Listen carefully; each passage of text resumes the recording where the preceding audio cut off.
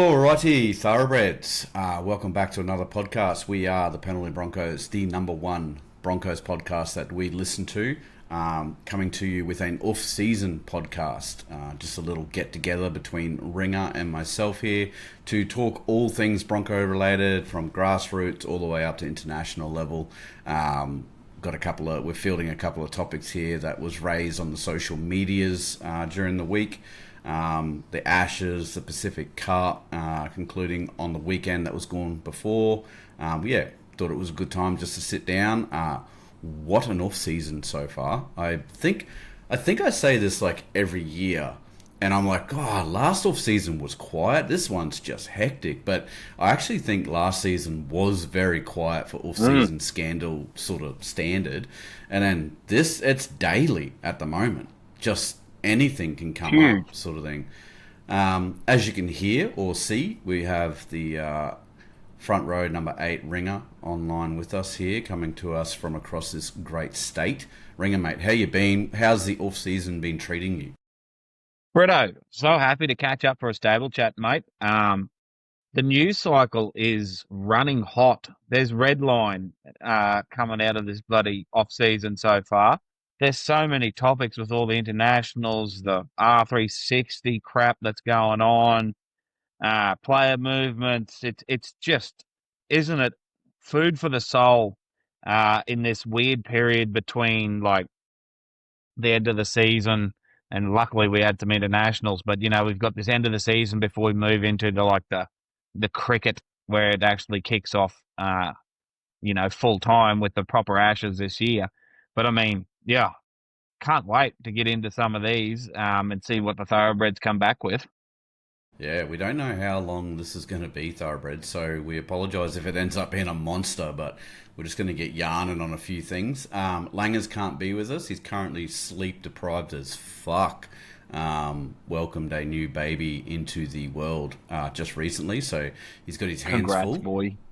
Yeah, congrats to the big fella. Before we get into it, like and subscribe. If you're listening, please. Helps us with the algorithm and all that sort of stuff. Try and keep us a little bit relevant or whatnot. But yeah, other than that, I sat down to watch a bit of UFC today. JDM couldn't get it done. UFC's greatest hugger strikes again. Oh, it's not minutes. a good watch, but I mean, it works. It's effective. It's effective as fuck. What's he? 16 wins now, I think. Yeah, straight. Yeah.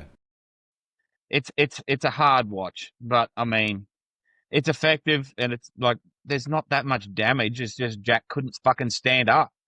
He's just constantly trying not to get choked.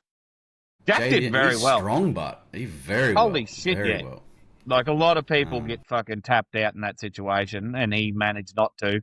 But yeah, it's so hard with those those wrestlers, Khabib and him. Like you got no hope once they get you on the ground. They just lay on you and don't let you get a position. So poor JDM. Anyway, he'll be back bigger and better with hopefully a striker as his next opponent, and we can get back to some knockouts. Hopefully. I was hoping he was going to catch him with one as he came in for the takedown. Yeah. Pretty quick on that as well. He very quick. Didn't have much time. 18 minutes out of 25 minutes he was on the ground. Yeah, on his back. Mate, that's cardio 101 right there, isn't it? 100%. Jesus.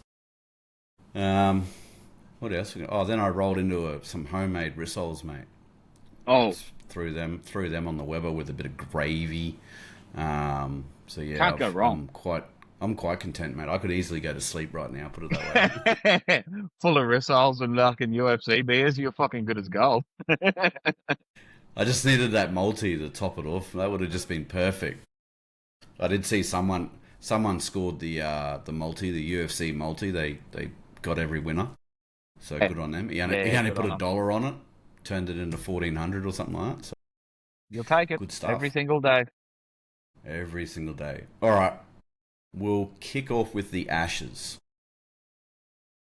Get through that. I've got a couple of points here. The lads took out the Ashes series 3-0. England talent severely lacking. There is definitely a gap there. our boy, I wasn't impressed with our lads either. But the fact we got away with it 3-0 was pretty telling. We were clunky, like I said. The Liverpool Stadium was a joke. I thought the second game, field not long enough. Didn't even Yeah, they even said that the groundskeeper was told not to put the lines on. Oh, like yeah. what are we doing here? We're doing What some are bush your footy thoughts, shit mate? here. Oh, Oh, it was worse, mate. Even the bloody mate Winton Devils would have a better field prep than yeah, that for yeah. sure. Devils got line marking. That's the fucking truth. Yeah. It's pretty. It's disappointing. I think the biggest disappointment in that whole Ashes thing is the divide. That was very obvious. Yeah, There's a couple of key people that they missed out in that Matty Nicholson and that I thought should have been yeah, walk up starts to play. If like I know that there was injury concerns whether they weren't ready or not, but I mean, Jesus, they were run on or like in the best team in the comp this year for yeah. 20 odd rounds. Um, so you wonder how they couldn't make an England team. So you're hoping that it's because they got some injury sort of stuff. And yeah, we were clunky. Um, I've got some views on that we'll get into in a minute. But yeah, I think we were playing to what we had to, if that makes sense. We didn't Yeah. have to we didn't have to stretch our legs, so we didn't really. It's good to see some of our thoroughbreds really ripping and tearing over there, doing some good things. It's good to come away with 3-0, but I was really hoping for more out of that series. The only positive I can get out of the entire thing is that next time we do it, England should be burning even further because Yeah, it's yeah, been so long for these players playing in Ashes that they probably haven't got that history. They know about the history, but it hasn't yeah, affected them personally, or they were kids, when it yeah, did happen. Now it's fresh. Now it's like, we came over and bashed it up a little bit. You just had to go. We were like, that's cute, and then we just rolled over you, sort of thing. yeah, yeah, So yeah. but I mean, like in saying that, like when it comes to the World Club Challenge, which thankfully the Broncos seem to have saved in February, Mm, the Panthers got beat not long ago. So yeah. And that's yeah, the thing. it's weird. As teams, they must be. I suppose when you play all year too, those like Yeah, as the teams, that that you get a little bit more in sync. But even in saying that, after the first game and the absolute trash that poor young fullback put on, oh, fair enough. He just wasn't up for it. Wellesby. But Mm. Wellesby, he'll come good probably one day. But I mean, you've got Herbie Farnworth there, which is probably England's best player.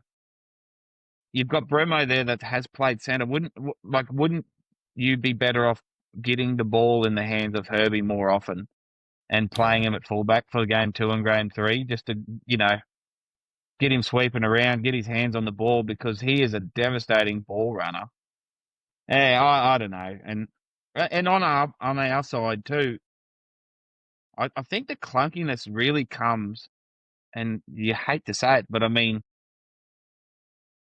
it's that same old Panthers bullshit that happens to New South Wales. Kiri yeah, and Yo in 7 and 13, like they try and play their game when you've got thoroughbreds all around you. You've got bloody big hot throbbers. Like you should be playing straight and through them, not this second man fucking get to the middle and post to post sort of shit that they seem to. I don't know. Cleary just doesn't seem to play direct enough to me. In when he gets no, to when he has the real cattle around him to sort of use that advantage line, like when it's Panthers and you're playing losers, not losers, but I mean when the Panthers are singing and they're all in their formations and you're playing club footy, it obviously works because you can't deny it hasn't. They've yeah, been in 5 bloody grand finals and a prelim. Like you can't deny that it works. However, when it comes to that next stage up, I think it just takes away too much from the other players. Where you know, let's just get players playing flat. And when we did that, like Munster and Walsh and that, like Walsh got the ball off the scrum and scored fucking 3 tries, I think, over the course of the series. Like get them flat ball in the front of. in front of the defence and they can create. I don't think we have to go through this whole, the motions of this second man play at the back and then get Munster the ball. Like I just think that's what makes it clunky, instead of just hitting players running hard and flat and then just playing off the back of it. So yeah, I don't know. It just seems like a recurring theme. This when unfortunately Nathan's the 7. Like he just can't seem to Yeah. look up and just take the meters on available to him. He's got to play into this system. So it'll be interesting. That's Interesting to see what would happen with a Moses 7 if that were to happen. Where because Moses gets on the front foot and just takes off. Like if once we get ascendancy, and then you've got Reese, you've got Munster, who just like Munster will sit out there and do fuck all, and then you'll see a quick play the ball and a bit of ascendancy, and he's just like bang, ball, gap, thank you very much, all yeah. over. Like, yeah, I don't know. What are your thoughts on that, mate? Is that how you sort of put it together? Mate, you took the words straight out of my mouth. Like, to me, like, there's no denying that Cleary is a great player. I love saying that he's the world's greatest club player, but it's because it's probably the system. He's too systematic. He knows what he needs to do. The players around him, they train the whole way. They know exactly what they've got to do. Ivan Cleary is very good at getting an entire team, even the depth players, to play their role perfectly, right? And I feel like when it comes to Origin, I don't know if this is going to sound ludicrous or not, but it's almost like Munster loves in international rep footy to play like backyard footy, where it's eyes up, off the cuff, get into it, like let's just have some fun sort of thing. Yeah. Whereas Cleary can't seem to do that. He doesn't either want to do it or he can't do it, sort of thing. So I would have been very interested to see Moses at 7. I reckon we could have probably put a 50-point humping on if it had been Moses at 7. Because like you said, Munster just sits there. If he doesn't have to do anything, Moses will do everything. And then Munster just chirps up here and there and bang, away they go, sort of thing. So, yeah, no, it would have been very interesting to see if they had to change that 7 out. Unfortunately for Nathan, I don't know what the answer is. I don't know. He's just very down, and I don't mind Yo. I think he's actually really good, just defense wise, play the ball wise, sort of thing. Like very good, and he can do it without Cleary. He's shown that sort of thing, like when injuries have happened and whatnot. So I don't mind him per se. I really do think that the issue is Cleary, and he didn't really set the world alight during the Ashes. I mean, no one really did. I mean, there's probably more. Reece. Probably more. Oh, well, Reece, even then, to a point, was stifled. You know what I mean? Like, that, game 1, he gets the ball on a kick return and makes 80 metres. That sort of stuff. But then you got Herbie on the other side. KPP was one. Yeah, KP was good, I know Lincoln from the United's looking at Dill Brown at the international level, and he's going off. Mate, have a look at KPP and his offloads and what he was doing. If you had to unleash that, you would have not won the spoon, sort of stuff. Yeah, 100%. So, he had a great go. Matty Nichols has to be one of the most English-looking people I've ever seen. Hey, like in a team full of pommies, he looked like the most pommy. The most pommy. Yeah, exactly. King Tom. And that other lad, the lad that's going to Williams. Williams boy, going Georgie to the boy. Dolphins there. Good Lord. But no, anyway, some small stats here. Reece ended up with 4 tries, 460 metres. In that first game, he made 243 of them. Yeah. Harrigan managed to play 138 minutes, lock and prop, thanks to Yo getting a head knock in that first game. He only ran for 217, but his tackling, he made 64, missed 6, 4 ineffective, 86.5% tackle efficiency. Sibasaki, I know, rookie and everything like that, and it has been a big year for him. He just did his job, I guess. There was no tries. He ran for 264 metres all up. Katoni probably had a better one. He had 245 metres, but no tries. But, I think Katoni was sort of more at home in the green and gold than Jamat, which is to be expected. Other people that I wanted to give a shout-out was, of course, Mark Nwanganitawase. That kid is just unreal. Yeah. sort of stuff. Like some of the stuff he was doing on the wing is just incredible. So no doubt he'll stick around. He gets selected in the World Cup, you reckon, or what? Next year? Well, he has to, doesn't he? I think with all the Yeah. the talent that could leave that we'll get into later, Well, and with like Zachy the Lomax leaving now. Lomax leaving, and all the ascendancy of Samoa and Tonga and New Zealand, where players are taking their allegiance that way, it's pretty hard to leave him out. Like Yeah. he's sort of the best right side winger that we have, and he's probably the best in the game actually at the moment with his work ethic and his how he attacks the ball. If there's half a chance, you just got to admire him for that. What an absolute hog throw out of her, right? Like, just, I'm going to go over here, I'm going to score a bunch of tries, I'm going to, there's going to be chat that I can't be rookie of the year because I've already played Yeah, professional. I'm going to make the national side, make the World Cup side, then I'm going to fuck off and I'm going to play World Cup in Union. yeah. The next year. Yeah. Yeah, yeah, SBW type shit. yeah. Shit, you. No, But, it's an absolute fucking and good on Kevy and the selectors for putting him in because there's a lot of chat about yeah. oh he's not going to be around. Why would you have him? Fuck that. If you've put your allegiance to Australia and you're the best player for that position, I Yeah. don't understand this chat about oh yeah, but he's going to rugby in 2 years, so why can't he shouldn't play for Australia? It's like why? They're professional Maybe, athletes, bro. This is a professional fucking sport. Like it yeah. wouldn't happen. You know, look at the bloody Premier League. Players swap and change all the time, but come to the World Cup, they're playing for their fucking nation. Like it doesn't. Yeah. Yeah, I don't know. It doesn't really make sense to me that whole chat about not putting him in.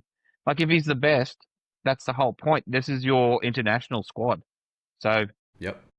And who knows, you might convince him to stay. If he doesn't go on the 100%. tour and he goes, oh, well, fuck, what's the point of me even hanging around then? If he goes on the Yeah, tour, yeah, you got Tallis, you got Kevy, you got all them lads yeah. sitting there. He might, oh, this is actually pretty cool. I might stick around, sort of thing. But, And yeah. with R360 knocking on the fucking door, like Yeah. like give him a chance to play for his country. Like you said, he thinks, "Fuck, this is pretty cool," and there's a World Cup next year Yeah. that I could bounce out of and play another World Cup for the other code in less than 12 Yep. months after that one. Like, pretty fucking, that's Yeah. goated Good areas on if he him. does that. Yeah. Good on him, too. Love it.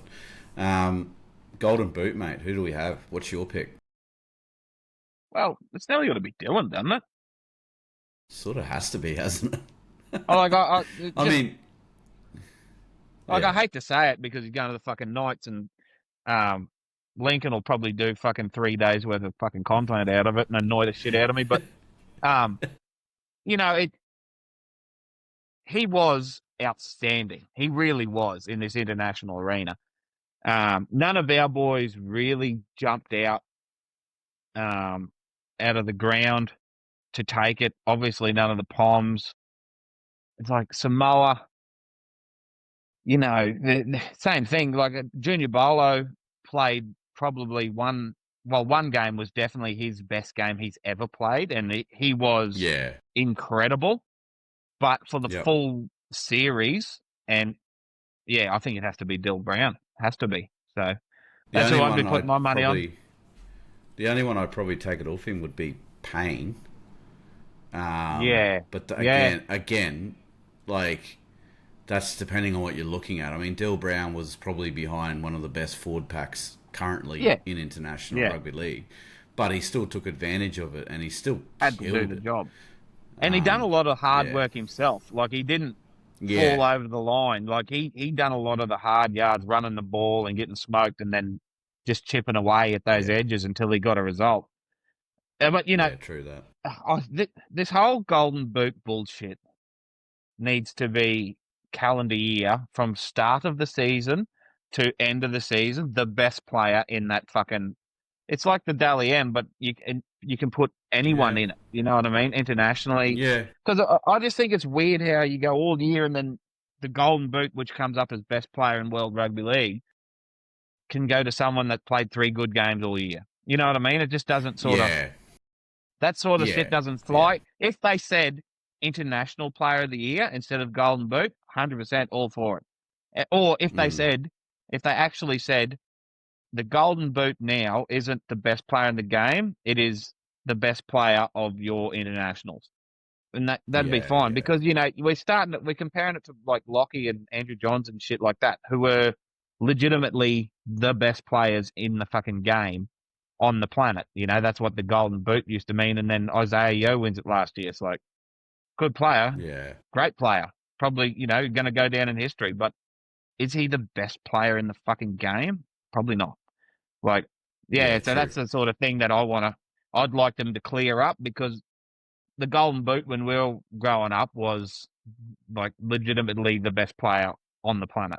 So Yeah, and it was assessed. Well, I know they used to have internationals all throughout the year as well, I guess. yeah, yeah, So they could do it that way, but I'm sure it was assessed differently to what they're yeah. doing now. So anyway, we'll move on to the men's Pacific Cup. We've got a huge talking point in here, but New Zealand take it out. They ended up with 2 wins, and then they obviously got the win in the grand final there. Samoa 1 win, and Tonga 0 wins, which was a little bit of an upset, if you ask me. I mean, I didn't see a negative 54 points differential coming for Tonga, that's for sure. Crazy things there. Had a couple of thoroughbreds in these ones. So Xavier Willison made his New Zealand debut. Played pretty well. 90% tackle efficiency. Ended up with 63 minutes under the belt over all the games. Missed the first game, and then got brought in the second. Dean Mariner for Samoa. I've got here 1 try. I swore he scored more than that, but I think one he got ended up running. disallowed, didn't it? Yeah, he had a couple disallowed. Yeah. So that's probably what's throwing me. 53 metres, though, is nothing to sneeze at. No, So exactly. he had 4 line breaks, 17 tackle breaks over all the games. So had really good. And then Payne, out. So for Samoa, he ended up with 1 try as well. 402 metres he made. 92.2% tackle efficiency. He made 119 missed 5 ineffective. I think the first game he ended up playing like basically 80 minutes. They brought him off, and then there was a HIA, and he went straight back on. Yeah. Just an absolute machine of a. And I thought he was going to do well to get Samoa over the line there too, but watch out, World Cup. That's for sure. Yeah. What do you reckon, mate? Did you see most of the games? I seen, yeah, I did. I didn't see all of them. I seen all of them, but I didn't get to watch the entirety of Yeah. all of them. But yeah, Yeah. off the bat, Tonga really disappointed me.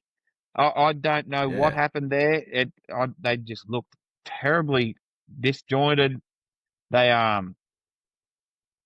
dropped a lot of ball, which never helps in these contests. But I mean, with the emergence of Isaiah Katoa, I thought that Tonga was going to be the ones that come leap out of the ground as really taken, the next step from, second tier into top tier nation.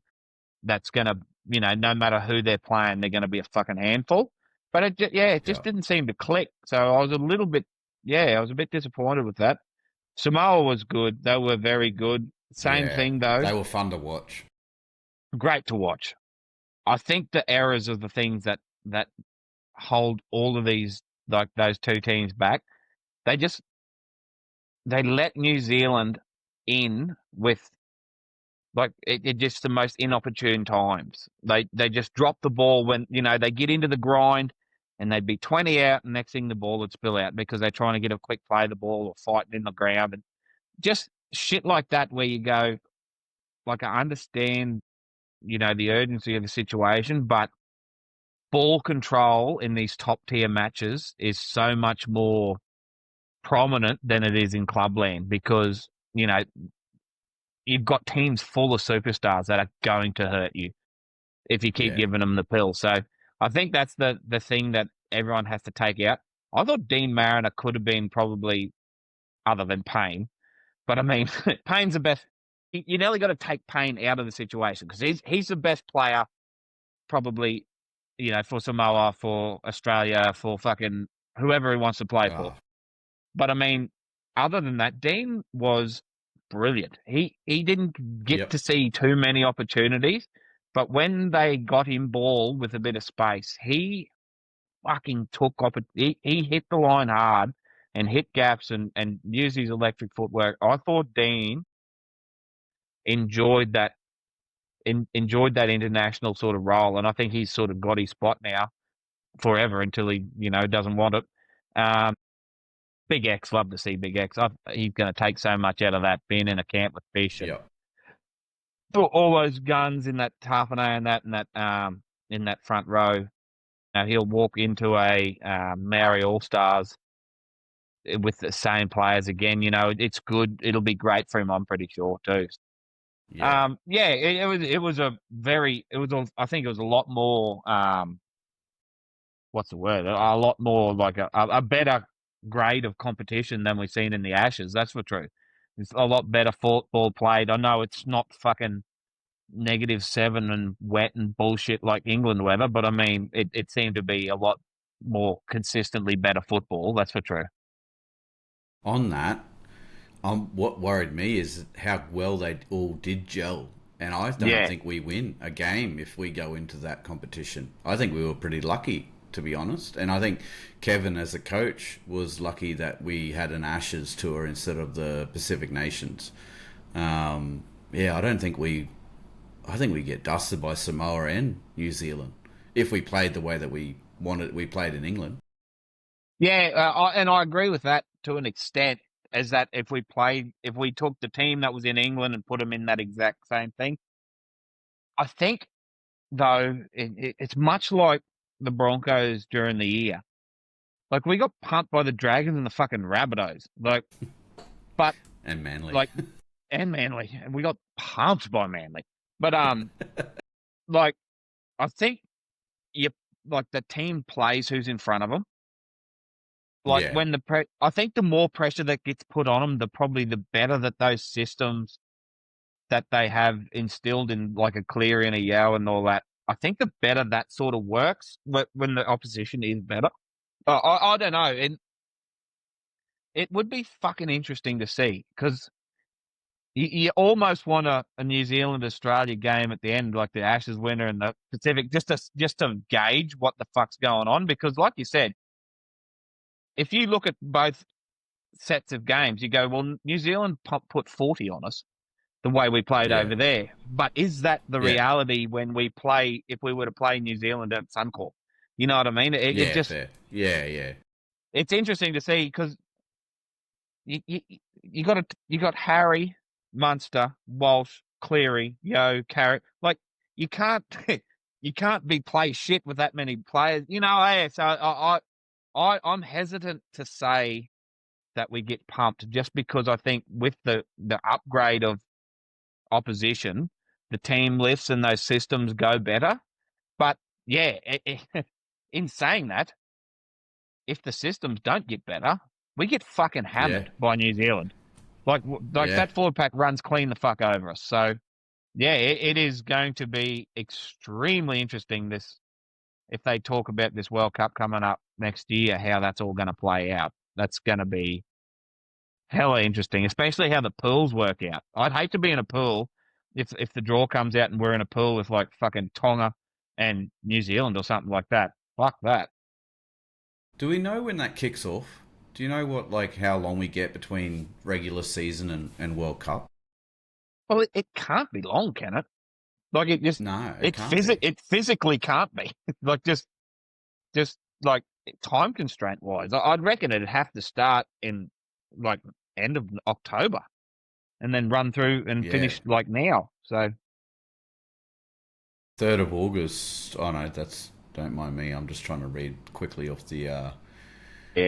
the thing here, thoroughbreds, but I'll find it while we go through here. A big, massive talking point that I really do want to. Everyone seemed to have touched on it. I just want to give my opinion.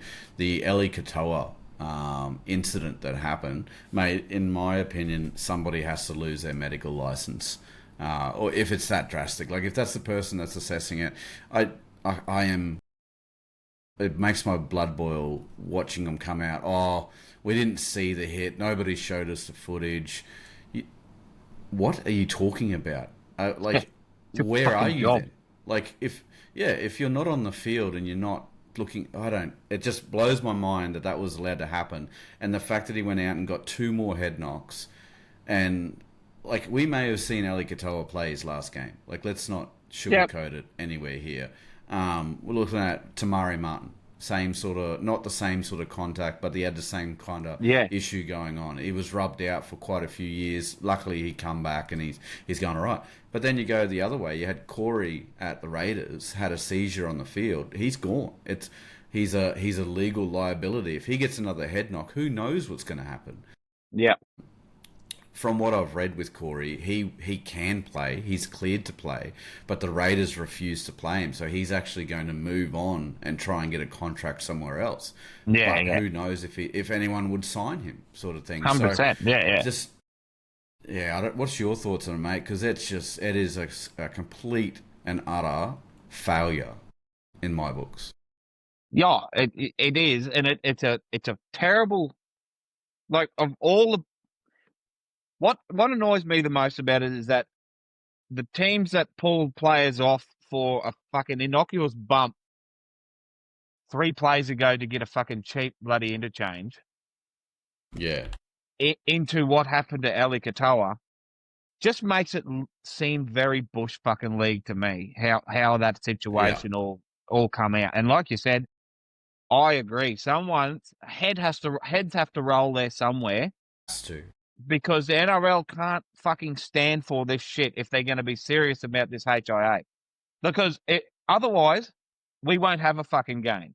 We need to say, Mm. no, that was a terrible decision by this medical expert. And if they say, oh, we didn't see the incident or didn't see the footage, that's your fucking job. Like, Yeah, what is it? Ignorance or negligence and ignorance isn't a defense against mistakes. Like in the workplace, you can't. If yeah, someone gets fucking tore up at a workplace, you can't say, "Oh, I didn't know about it."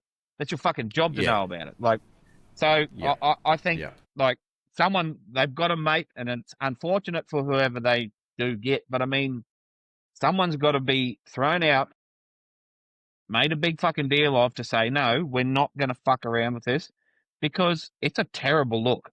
Him on the sideline, that footage of him on the sideline saying he's not good, like, and this is the part where the NRL say, oh, they're talking about all this short fucking no more long drop kickoffs and all this bullshit to say.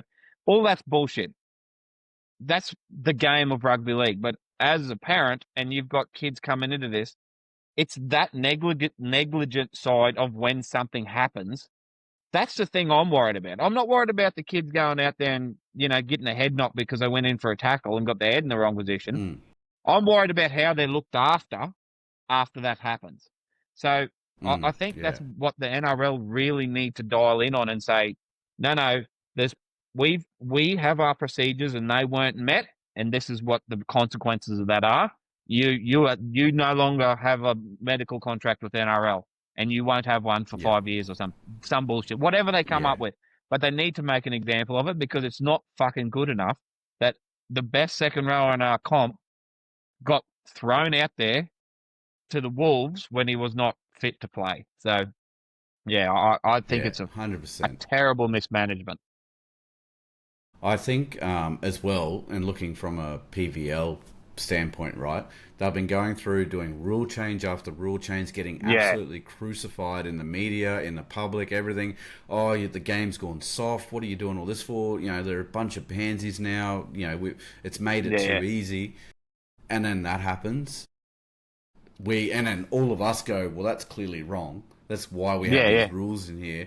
And yeah, then PVL's like, guys, we're trying our best here, and you're still fucking the show up. And now we got yeah, somebody getting surgery for a pressure on the brain. And anyway, he's back in Melbourne now, from what I've read. So yeah. he's gonna, at worst, well, no, at best, he'd have to have 12 months off. I don't know what kind of scans they'll do or what they're looking for, what the markers are, but he's got to have at least 12 months. I don't think we'll There's see no him in chance 2026. there's no chance he'll be doing contact in preseason, No, surely. no, So, like, no. even if they give him 6 months no contact, like he won't be ready until, even if and everything's clear, he won't be ready until after Origin next year. And I Yeah, reckon that's best case. Like yeah. I don't know. I don't know what sort of, Which, like you said. I don't know. I'm not. Here's a hot fucking take. I'm not a medical expert, but I mean, if it's been this long that he's been fucking in hospital before he's been allowed to go back to Melbourne, there's something yeah, going terribly wrong there that they're not going to fuck around with for a long time. So I think let him go and recover. Don't, and I'm sure they won't. Melbourne won't. But I mean, yeah, it's a huge, like, and this is the other side of all this is that the internationals, right? No wonder the clubs are so uh apprehensive of letting their players, when they say, "Oh, we'll just we'll do a standalone in the middle of the year, or we'll play an Anzac Test," and all the clubs get up in arms about it because they're like, "We have our systems and we trust what we do, and then we let them go, and then like this shit happens." And I know it's a fucking yeah, rare occurrence, but I mean, it has happened now. So Melbourne could yeah, potentially be without their best player for next year, and they're like, dude, what the fuck? He should have been sitting on the sideline. Who gives a fuck about a Thomas Samoa game? You know what I mean? Like, yeah. yeah, Oh, they'll be looking. You it's have to think they're looking can for of worms. salary, Oh yeah, compensation for yeah, sure, for sure. Um, anyway, that's sort of I heard about it. I was like, oh, that's not good. And then you see the footage. You see the original footage. Like, yeah, oh, yeah, okay, that's why he got medicapped off. And they're like, no, no, no, no. He was allowed to play footy after that, and he got 2 HIAs following that hit. And you're just yeah. like, that's Whoa. fuck, holy, Yeah, yeah. yeah. Why didn't someone just shoot him Anyway, from the I'm stands glad. and get it over with? Oh, mate, can you imagine if that was a Broncos player? Yeah, Just, yeah, 100%. I can't imagine the Storm are too impressed about it either. All right, onto the men's Pacific Bowl there. So we had the Kumals, the Bati, and the Cook Islands playing in there. PNG, 2 wins. I think it's really good, I reckon for so too. the fact that they're coming in as a team, and that seems to be getting real. I was Yeah, the least believing that this team would actually come in. I thought it was all a political stunt, and we'll throw some money, and we'll at the end of the day we'll just say, oh, we couldn't get it off the ground, we couldn't make it work, too difficult, but we had to go. But I mean, it looks like it's going to happen. So we only had one player across the three teams, and that was Brendan Piakura. He had a very quiet set, I would say, until he went and played South Africa in an international game. That was where Cook Islands actually managed to get into the Rugby League World Cup. They took the last spot, and with the defeat of South Africa, I think he scored a try. It's a great little runaway try. Hit a hole. yeah, And it off he was. went and It's great. sort of, Yeah, yeah. But yeah, he only made 100 meters over the games. He still tackling 82.5%. I've seen a couple of them. They were some peak hits as well. So, but yeah, mate, what are your thoughts on the PNG guys getting it done? mate, I think it was great, and that this is the thing with the PNG Comals or Chiefs or whatever they're going to call themselves when they come into the comp. Like you said, it looks like it's going to happen. It's nothing to do with the players. It's like all the talent that they could extract out of that country.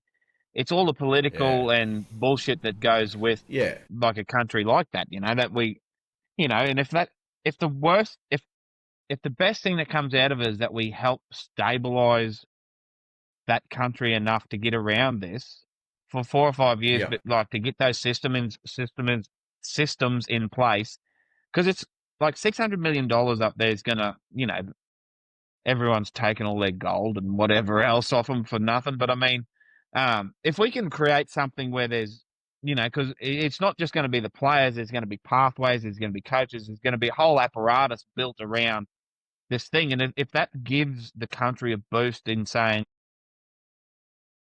we don't have to go down this route.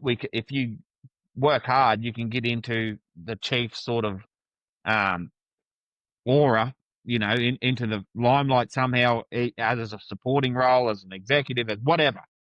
If the yeah, worst thing that yeah, happens is that we get some good groundwork around that, I think we've had a win, because if that team that played the other day, if we could transfer that into an NRL team, it's not winning the spoon. No. I don't think anyway. Yeah, you're right. Just from hard work, from bloody, they never not coming at you. That's the thing about the Cornwalls in these internationals. Like when we play them, they can be pumped. They can be getting pumped by 40, but those props are still fucking running at you and running hard. And you know what I mean? And they're still hitting you. Like, we put some finesse around that sort of base of like the effort and the like the fundamental tough way they play the football. If we put some finesse around that, I reckon there's going to be a team there, eh? Like, and it's going to be hard to get players, and we all know that. But I mean, I think they've got enough baseline there if we can help them out to create a team that's going to do well enough to really lift that whole country. So I was happy for him, mate. Real happy for him. Yeah. And I mean, they ended up with a plus 66 for and against, so they weren't being slouches, sort of thing.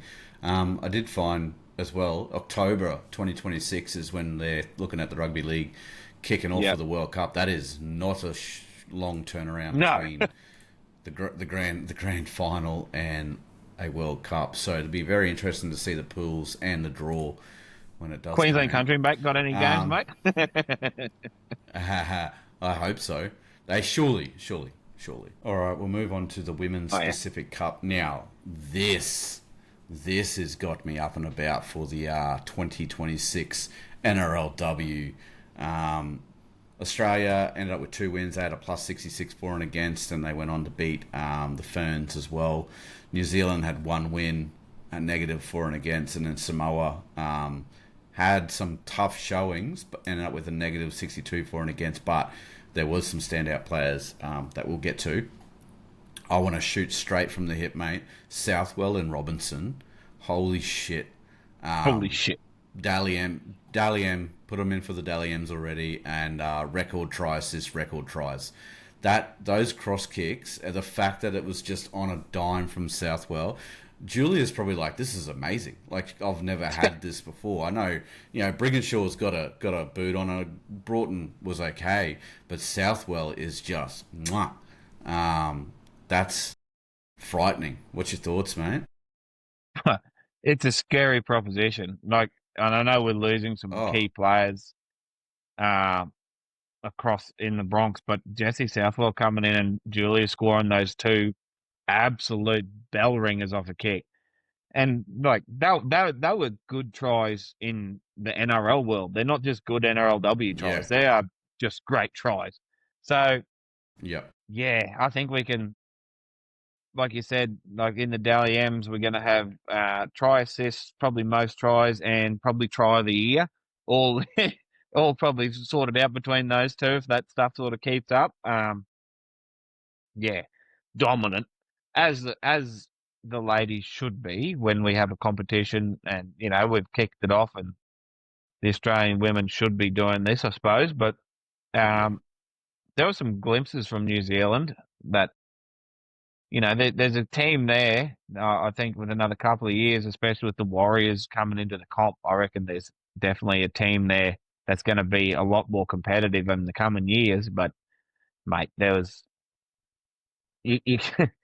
you can't beat that Gillaroos team with an Upton, a Southwell, Keely Joseph, Julia Robinson. You just there's just too many stars. Jeff Sturgis, Jesus. Yeah, mate. Where was Gail for New Zealand? Do you know why she didn't get selected? I don't know. I thought that was terrible. Well, I don't know if she didn't get selected or she must have had either time off, or I don't know, because she had to be the 6th. Well, yeah, because they started the final against the Gillaroos with a number 14 playing at 5/8, Tyler King. I don't know, forgive me for saying it, Ashley Quinlan was the number 6. She got moved to the bench. Yeah, forgive me for being, not outside the Broncos world, but I don't know who Ashley Quinn or Tyler King are. No, exactly. Certainly, they're not Gal they weren't Broughton, certainly sending. No, they're not standing next to Dally M 5/8 of the year Gail Broughton sort of thing on the Yeah, podium. exactly. So yeah, I was pretty disappointed with that. It'd be interesting to know if she just put her hand up and said, "No, I've got an injury," or "Don't select Yeah, me," or yeah. something like that. But anyway, I thought it was. I was looking forward to that. But a couple of key stats. I mean, Tamika Upton, 310 meters, 3 tries. Julia Robinson, 4 tries, Yeah. 145 meters. Yeah. She's Even doing Ali laps. Brunishall, like she didn't. Yeah, Ali didn't do much, but she, one line break assist, 1 try assist, doing what she needs to do. But yeah, Jessie Southwell ended up with 30 points. 15 out of 20 kicks were successful. She had 1 line break, 2 line break assists, 4 try assists. Keely Joseph ended up with a try, 215 metres to her name, 87.8% tackle efficiency. So that was the Gillaroos. Then we had Brianna Clark and Malay for New Zealand. Brianna only got 1 game in due to injury, but Malay got a try, 421 metres, so she was her destructive self. Nuasala played for Samoa. Destiny Brill, 98% tackle efficiency, 51 tackles, 1 Yeah. missed. That was pretty impressive for Samoa.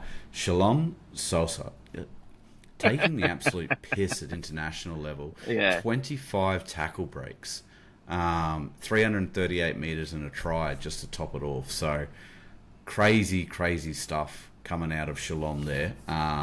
Did you get around You any get of us. the girls' games other than the Jillaroo one? No, I did see. I watched a mini of the Samoa game, and if they get some Oh players yeah, around Shalom, there's going to be some. She is a fucking yeah, freak. She was just running yeah, over people left, right, and center, and it's the same thing.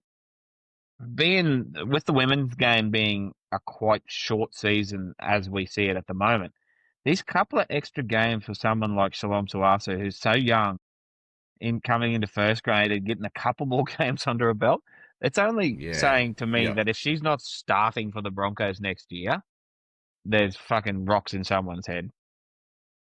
There's a spot Scotty there Prince. for her for sure. 100%. Yeah. All right. Women's Pacific Bowl. We didn't have any Broncos players in this. It was at Cook Islands, Tonga, PNG Orchards. Unfortunately, the PNG didn't get the success that the Kumals did. And not much to report here, but it was good to see the girls getting in and having a rip nonetheless. All right. We'll get on to the big one, R360. Plenty of thoroughbreds wanted us to talk about this topic, particularly with Haas involved. Now, since I wrote that, the reports have come out that apparently Haas is flying back from Fiji or wherever he's having his holiday, and he's Yeah. going to sign a $3.5 million 3-year NRL deal. And that is apparently going to be, he's going to reject a $3 million a season deal or a bonus or whatever it was up front, $3 million from R360. Um, and then there's rumors that Puppy's going. There's rumors that Lomax just quit the Eels today. He could be very well. He's looking to explore opportunities outside the NRL is the Yeah. way that it was worded. So I mean R360. Who else they got lined up? They know there was rumors they had Jai Gray, but he's since signed with the Rabbitohs. Mm. Mate, if this is my son and they came to him, I would tell my son if he signs, he's got absolute rocks in his head.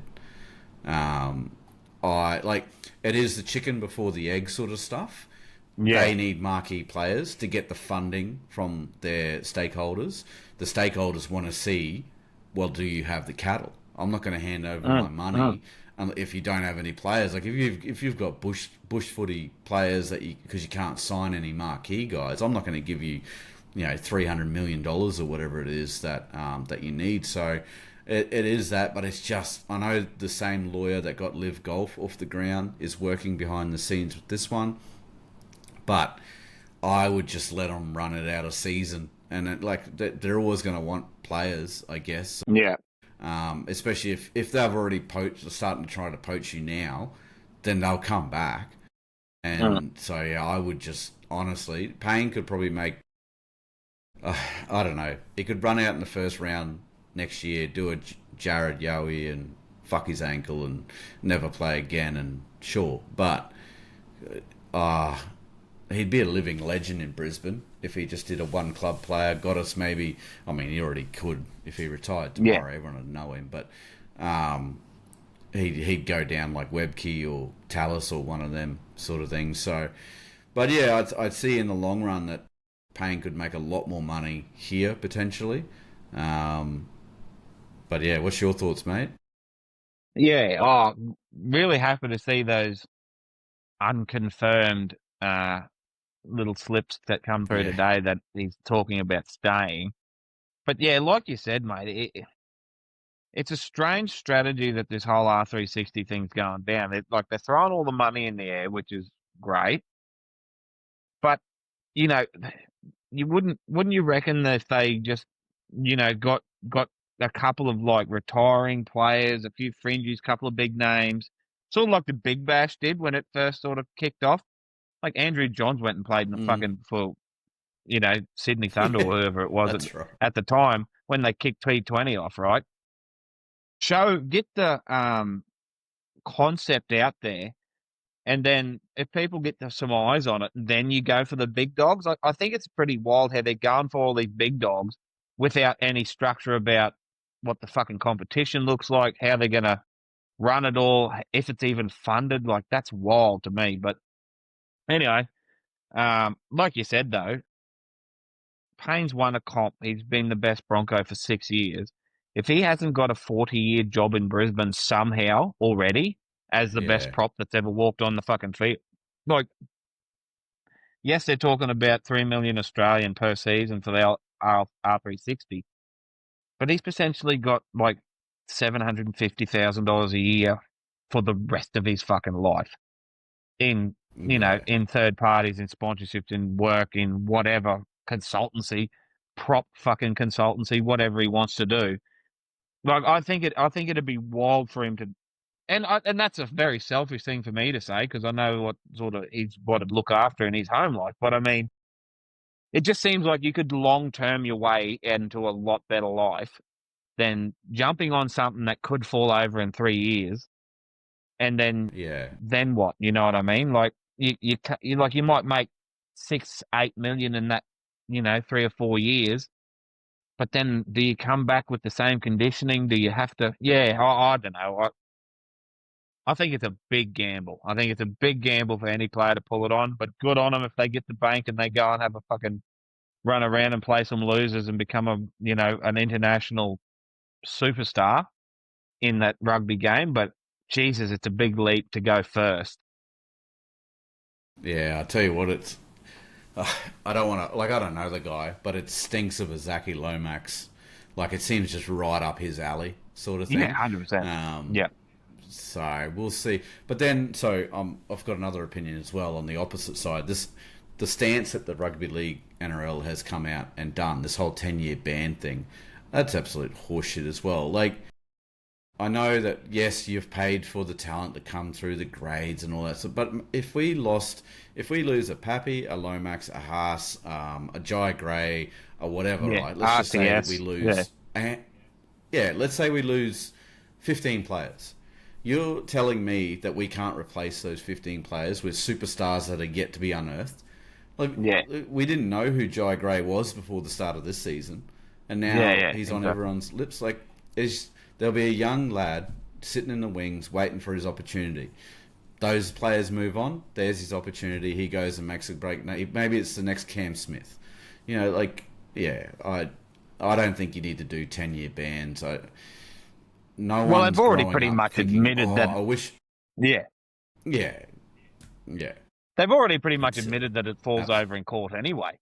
So, like, yeah, it's a big scary thing to say, but at the end of the day, and I think that what the opposite, the thing that they should have come out and said is that rugby league at the moment is you are playing in the best version of rugby league ever. We've got a new fucking TV rights deal coming up next year. The game is in the best position it's ever been, and you want to leave that to go to a thing that hasn't even happened yet.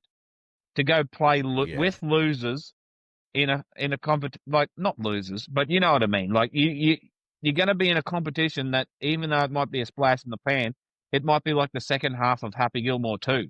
Fucking rubbish. You know what I mean? Yeah. Like you never know. Like yeah, I think it's a they should have just front footed and said, well, we're in the best spot we can possibly be. If you want to go, congratulations. But when you Yeah. come crawling back, remember that who buttered your bread for since you were 15. Like, Yeah. and just That say eight that. hundred Like, thousand dollar yeah, contract may yeah. not be there, sort of thing. But Mm-hmm. and when they said, oh, if you're an agent, you're going to get your 10-year ban. I'm like, that's wild, considering that Yeah, most agents are taking on 20 players each. yeah, Like now you've yeah, got players that don't have agents, and I was like, yeah. Jesus Christ, mate. If they all Anyway, get banned, that might be what we're all doing. Player agents. um, all right, we will move on to departing players, NRL version. So we've got a bit of a list here. Tyson Smoothie, he's headed over to Trinity Wakefield. Selwyn Cobbo going to the Dolphins. Jock Madden heading on down to West Tigers. Kobe Hetherington has left us for love to the Sea Eagles. I hope she doesn't break his heart. Israel Leota has headed off to Rugby Union. Kobe Hetherington, I've got him in there twice. That's wild. Fletcher Baker got picked up by the Bulldogs. That's one of the most recent ones. Probably the biggest talking point is Kobe Black to the Raiders. Now, I can't understand this move by Kobe. And if I was Ethan Sanders, I'd be questioning as well. Why would you want to be... Why would you get sick of being second string at the Broncos to go and apparently play second string at the Raiders? I don't understand that move. Jonah's not even at the Broncos yet, so it's not like he's competition. We don't even know what Jonah's going to be playing at the Eels. Yeah. He could be sitting on the bench for all we know midway through the season, or not even doing that, depending on which way they go. We know Rolls will make a hard call if he has to. Yeah, what's your thoughts on it, mate? Yeah, I think it's a very reactionary signing. I think he's reacting to the Peasant signing because, like you said, if if he said I'm going to, let's say, Manly or Roosters, right, in 27, you're going to get the 7 roll because DCE's folding up. Say Manly, Fogarty's only got 12 months in him, whatever. Or the Titans, I'm going to go and be, they Yeah, threw money at me, I'm going to, that sort of stuff I can understand. But to go to the Raiders, like you said, with Ethan Strange has got the 6 jersey. So yeah, you've got him and Sanders that will be fighting for the 7. Sanders is going to have 12 months in front of you playing first grade full time. Yeah, it's wild. And unless he has, like, I don't know, I'd love to know what Ricky's done, what sort of wine dine and 69 Ricky's done to get him down there. But yeah, it's an odd because there's no guarantee he walks into a 7 jersey. And the thing is, if he stays here, you've got both Hunt and Reynolds that'll be gone, and only Peasant turning up. So I don't know. I like, and you know, I know nothing about rugby league, but if Kobe Black is what he says he is, there's no reason that Jonah Pezzett couldn't be a 6 for us or a something. Yeah, I don't know. It just seems a very strange thing to jump into the same situation that you're currently in, unless yeah, just the young gun and the dynasty sort of culture they seem to be cultivating down there at the Raiders with such a young team. But God, it's very reliant on Tarpany, Papali, yeah, the forward pack that needs to be taking these kids forward, which I know Ricky's always signing forwards. I reckon if fucking someone from the Devils said they were one of the props from the Devils went on the open market. Rick would probably sign them because he loves getting his props. But yeah, if I'm not even hurt by it because I don't understand what's fucking going on. Like if he went to the Roosters Yeah. and said, "Okay, DC's retiring. I'm going to go down there and work with Sam Walker in the halves." Understand, but to the Raiders, anyway, it'll Yeah. be interesting to see how it works out. I hope it And all it, goes well for him, and hopefully we get him back in about 2029 and we win another 10 comps. So yeah. And I mean, like, yeah, if you stay at the Broncos, you're going to have Hunt, Reno hanging around once they retire that you can feast off of, sort of thing. yeah, But then maybe, I don't know, maybe Gronk hit it on the head in our group chat. Maybe he's a brat.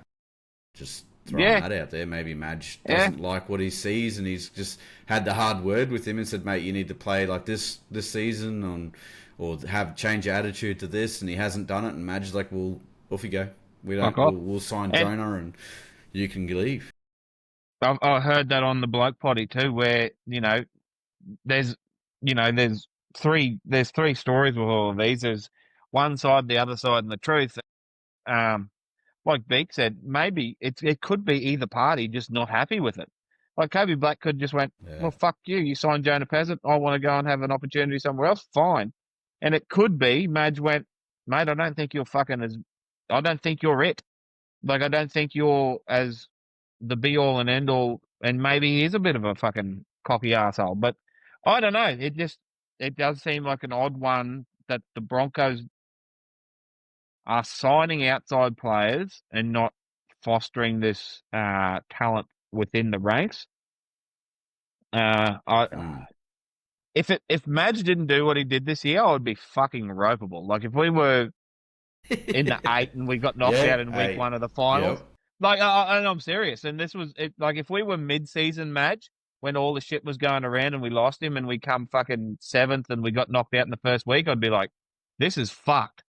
But we won a comp Yeah. trusting the process, and we said trust the process. I'll be very proud of that on the penalty Broncos. We said fucking stay the course. We got to trust him, and so I trust him. So which is odd. If someone told me 6 months ago, yeah, Kobe Black's going to leave, I would have been fucking on the floor kicking rocks. You know what I mean? But at the moment, with how the signings are going and how I know and trust what this coaching staff is doing with our roster, with players like Shibba, with players like Ben Talty, I'm going, nah, we'll work our way around it. So yeah, it's an odd one, but I'm not heartbroken like I thought I would be. Well, if it happened in 2025, you'd almost justify Kevy's sacking. Yeah, In 100%. 2024, sorry. You'd be like, oh, well, that's why yeah, he's got to go. He lost the golden goose, basically. Yeah. But yeah, anyway, crazy stuff when it comes to filling our ranks, and we'll get onto that, players that are coming on later on in the show. Departing players for the NRLW, got quite a host here.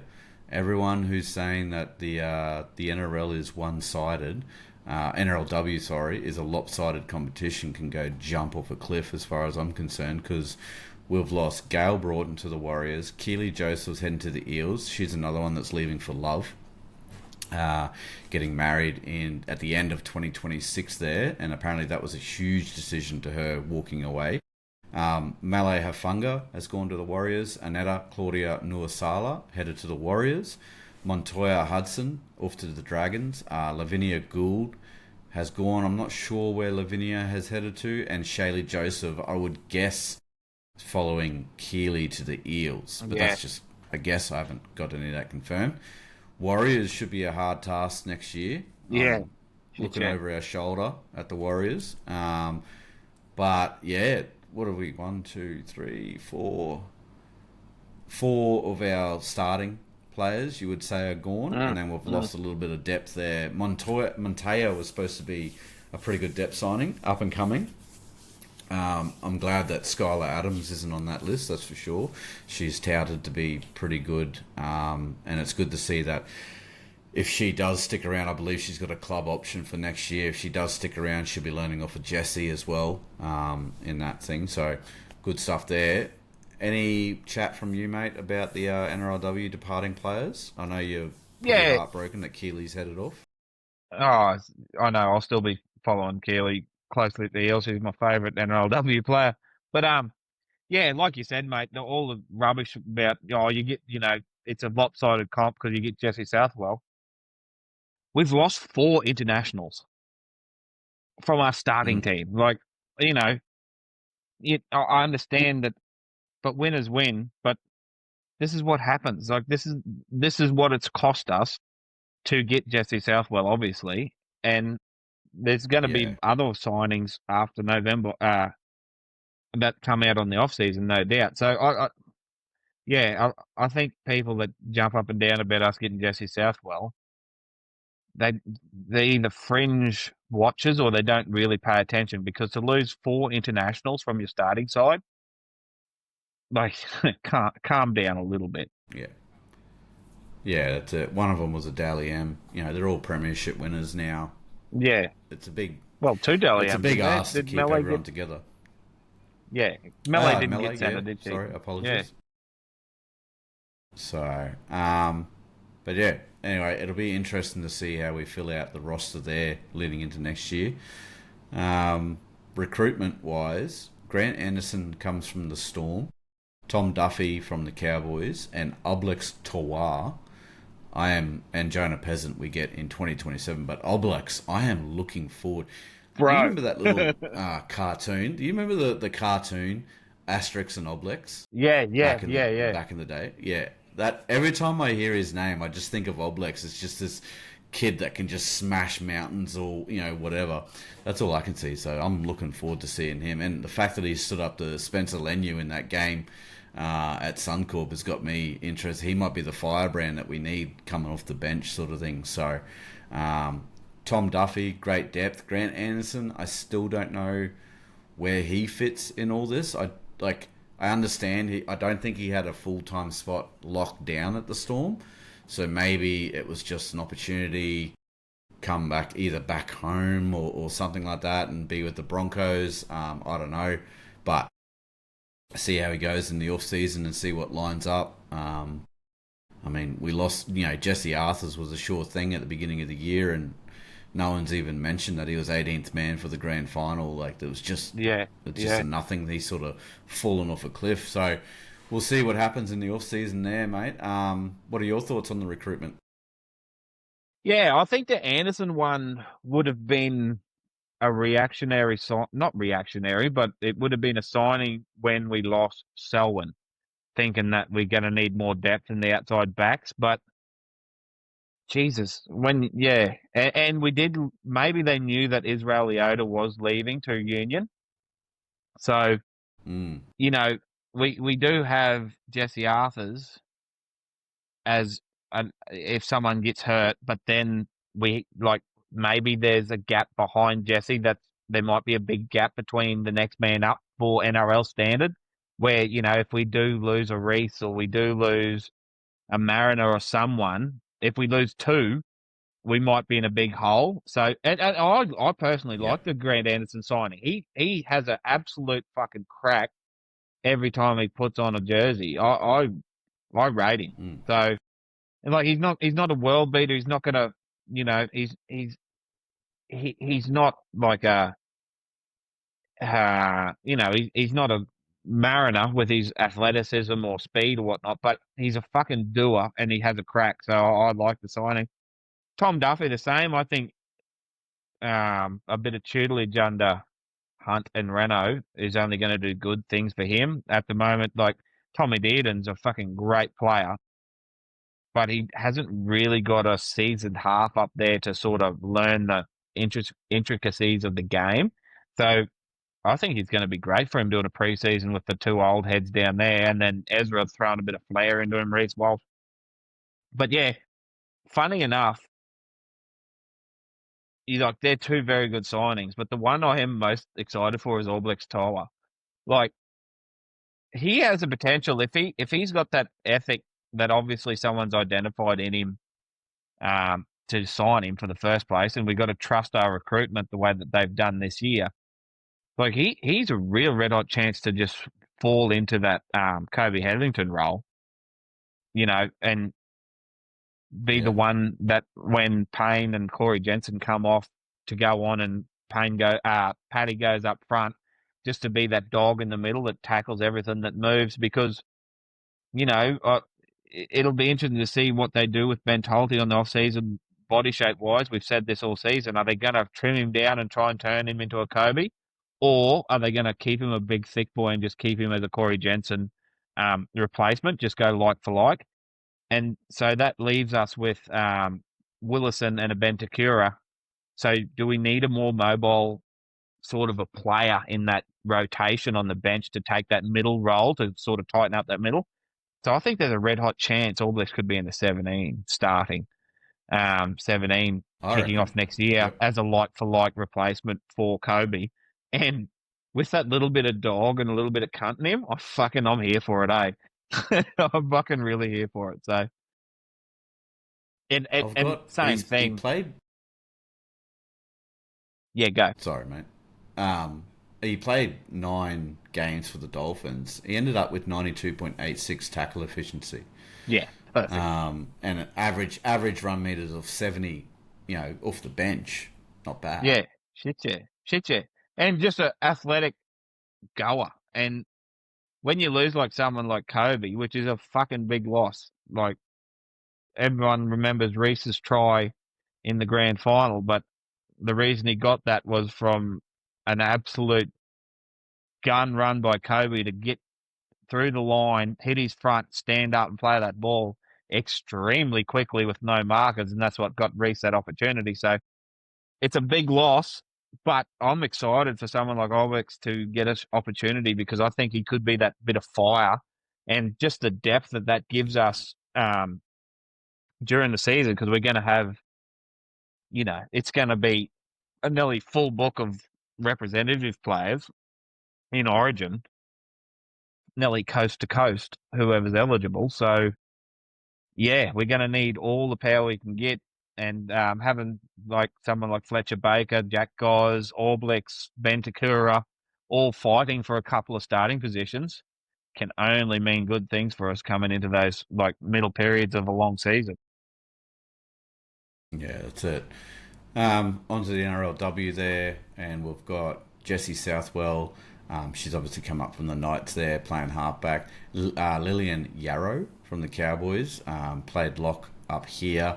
She's headed down that way. I'm guessing that would be like a Keeley replacement at Yeah, that point.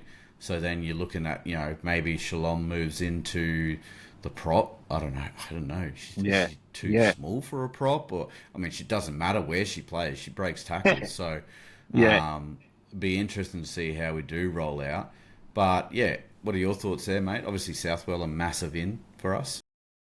Huge in. It's gonna be interesting to see how they play the halves. With Ali still hanging around. Um, so I've heard 100 different rumors about, um, you know, putting Upton up into 6, and then Mm. putting Brigg into 13, Maddock back to fullback. Yeah, so there's a million different ways we can do it. Personally, I wouldn't fuck around with it too much. I'd just go Ali to 6 or 7, whichever one. They just play one side of the field each, her or Jessie, whichever their preferred side, whichever side Jessie's preferred size is, she has that. Ali plays the other side. Spree spread goes into lock, and Shalom goes into prop. And I think that's how I'd like to see it sort of go. But God only knows what's happened on off season. Well, it was pretty interesting that Ali played 6 for the Gillaroos. She wasn't there as a 13 like what she has done in Origin before, so that'll be interesting to see anyway. But I think we'll be pretty right. It'll be pretty tough. It's going to be a good season for the NRL and the NRLW in terms for the Broncos. Look, might as well be arrogant while we do it. Let's go back to Yeah, back with exactly. both, sort of thing. Like, Yeah. we've still got the team on either side to do it. NRL will probably be a little bit harder next year, given that Eels will be firing, Rabbitohs will be Yeah, hopefully yeah, fit, Panthers will be looking for a bit of blood. Roosters will be up there as well. But, I mean, again, Moses goes down, Eels go to shit. Rabbitohs lose Latrell or something like that, they go to shit. So Yeah. we'll see how it all ends up. And then, with us, it's up against the Roosters, I guess. So, and it'll be interesting to see how the Warriors end up. All right, we've got a topic here that has come in from the Thoroughbreds, is the new logo. It's depending on where you're looking and where you're reading, it's meant to be the 27th of this month or the 1st of December. I know that there is our away jersey range is meant to be dropping around the 5th of December. So it's going to be definitely before there. There's a couple of sharp-eyed lads out there that have already picked up on anything that's being released by the club when it comes to merch. There is no logo. There's not even a logo. I actually haven't seen a logo on the social media stuff either. That's kind of dropped off. So, pending. And if it looks something like that the Bulldogs put out, I've already convinced myself just to love it, regardless. Hopefully it's got nothing to do with that one that got... just blind. Got nothing to do with that one that leaked mid-season. Maybe that's the base of it. Anyway, what's your thoughts, mate? Yeah, same thing, mate. If they change it, what are you going to do about it? Like, what, Yeah. It's the Broncos. We follow them in no matter what. So we might have to do some rebranding for the next fucking drop of the caps. That's all that's going to affect us. So, I like our logo, but ask it them is if 20 we can odd use years their old. old one. Yeah, just get in early. Can we use your old branding and just put penalty Broncos on that one behind you and we'll be right? No, it's a bit like that. You can't, I mean, it's not going to lose as a premiership that way. So that's for true. I don't like, mate. I just don't really get on board with all the minimalist stuff that they're doing to all the logos now, where they're breaking it down to its bare bones. Like, but anyway, it must be ease of printing or whatever. But I like our logo, and I think, why change a good thing? Yeah. I just wish we'd brought. I love our original logo. Oh yeah. I just you can't beat that sort of stuff. So, but we will definitely never ever go back to that one. That's for sure. When you talk about that minimalist sort of stuff. So. Yeah, 100%. Anyway, we'll move on. We've got a little bit of player personal news here. I'll run through the list real quick. Adam Reynolds has released a book. I really am hoping that ends up underneath the Christmas tree, because I'd love to give that a read. Corey Pakes and his partner has welcomed a baby boy, so congratulations there, mate. Patrick launched his relationship with Bronte, a journalist from Channel 9 on the Gold Coast area. A hard launch, I guess you could say, at the Broncos Awards, rocked up on the lime green scooter with her and on the back and everything like that. Wasn't really a secret here at Penalty Broncos. We were all over that sort of stuff. Ben Tolte and Fletcher Baker's perfume business has picked up a couple of awards. Couple at the Broncos Awards for entrepreneurs and all that sort of stuff. But then it seems like they've picked up some awards in business in general. Well done, lads. Good stuff there. Billy Walters and his partner are expecting another baby next year. Congratulations on that one. Deloise Hoyter was named Club Person of the Year. Grant Anderson got married. So welcome to the Broncos and congratulations on that one, mate. Jaden Hunt and his partner welcomed a baby boy as well. Well done there. And Chelsea Lenarduzzi is engaged to her fiancé, so congratulations to the two lovebirds there. Keely obviously got engaged last year and she'll be getting married at the end of next year, so wish her all the best in that wedding planning. Injury watch, the only big one that I've been able to find obviously is Billy Walters. It's come out that round 16 is when he's expected to get back, so he's essentially got... What's he got? Let's say we keep going, if he even makes it back into the team at the end of next year, he's got 2 months to get a contract extension, because that's the end of him. So, interesting time. Any thoughts on that one, mate? Yeah, well, I'm hoping it'll depend on what happens next year. Obviously, no one knows because we all went into the year thinking that Blake Moser was going to be the nine with Ben Yeah. Hunt. So that all got turned on his head pretty quick. So, but after the way Billy played and what he done for us this year, you'd hope he'd get an extension here at the Bronx. But in saying that, he comes out and plays a few good games. There's going to be some clubs coming at him with some serious offers. So we Mm. mightn't get it all our own way there. Yeah, true. True that. The other injuries that I tried to find, Bree Clark, I know her international games got Mm. cut short. Couldn't find anything there. Bree Spreadborough as well. I'm assuming she's fit, coming back and whatnot. Adam Reynolds was out playing Oztag on the weekend. I think whatever the place, they put it up on Instagram and said, "Imagine playing Oztag and this is the starting 7 and 6," and it was Yeah, yeah, Mam and Renault running out. So obviously the calf is all right with him. Yeah, I thoroughbreds, reach out if you've heard anyone else that's struggling or whatnot. Hayes Perham will be coming back in the off season, I believe, from his ACL that he did at the start of the year in the trial games. So hopefully we get to see a little bit more of him trial wise as well. World Club Challenge up against Hull KR. We're going over to England for this one. Friday the 20th of February 2026. So I'm actually very keen. I'll be up and about. yeah. No doubt it'll be like a midnight kickoff or something like that. But Yeah. I've got a smoker here, thoroughbreds, and my specialty at the moment is burnt end sausages, and I cracked that out for the 6-year-old's birthday party on the weekend, mate. Absolute treat. Out dad all the dads that were in attendance for that one. So, but yeah, what about you, mate?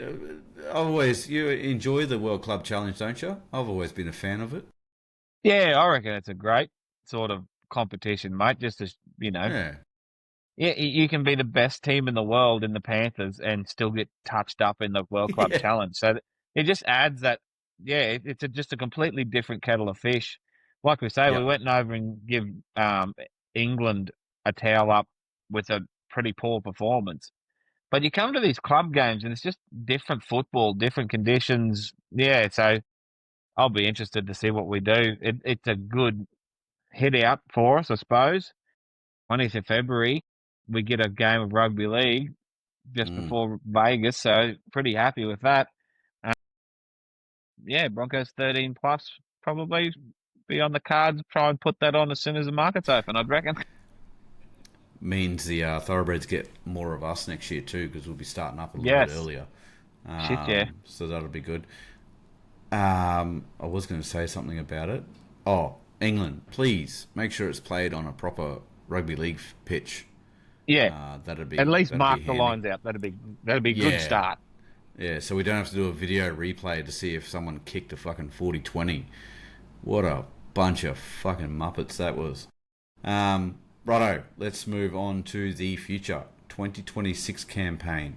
Madge apparently going overseas, going far and wide, attending a couple of seminars and rubbing shoulders and whatnot. He's taken the next season rather serious, which is what you love to hear. Round one, we've got the Panthers at home, so it's going to be an absolute Yeah. cracker way to start the season. Magic round, we were up against the Warriors. A very smart business decision from the NRL there to put the Broncos and the second Brisbane team, which is the Warriors, on the Sunday game to make sure people are coming through the gates late in Magic round. Um, what do we first one off? Team who has scored to kick off. I know the only team that voted for this to come in was the Dragons. Every other team apparently voted against it. What's your thoughts on that, mate? I actually didn't mind the idea. I didn't mind that idea. I thought that was good. If you scored, then you kick off instead of receive. Winner's kick. Yeah, it Yeah, happened it happened when the Super League first took over, and I didn't mind it to be honest because yeah, it just sort of gives you that momentum's a extra big thing these days, eh? huge thing, Yeah. and like I I don't know whether you should get punished for you score a try and then you get punished by having to kick it off. But I don't hate it. Mm. But I did hear a couple of arguments where I said, "Oh yeah, but momentum is so hard to wrestle back these days." Blah blah blah. Yeah, but if you score a try these days and you're pummeling a team, you've got the momentum. You're probably short kicking anyway, and you Yeah, know, yeah, so. true. But in saying that, if you short kick and fuck it up, the other team's halfway up the field, and get yourself into attacking kick at the end of the set. So yeah, I don't mind it actually. Um, it used to be we won the comp in the Super League era playing that way. So yeah, it doesn't fucking bother me, and I don't hate it just because, and it does, it probably might stop those 46-6 fucking score lines we see when some team, Yep. especially the Knights or someone decide to not turn up and play a fucking game of rugby league. This kick, yeah, you're not getting full length tries off the kickoff sort of thing, which is a detriment. But I mean, the only thing I don't like is that when a team has momentum coming into the end of the game and say they need two quick tries, they don't get the ball back after they score Yeah, a try. true. Like, Yeah, true. but Mm. but it's yeah, it's all swings and roundabouts. It doesn't matter how you do it. I suppose teams are going to wrestle the momentum however they think. The thing about it is that would it make you like because we had Kyle Felt just bombing fucking kickoffs, right? And we haven't seen anyone else do it.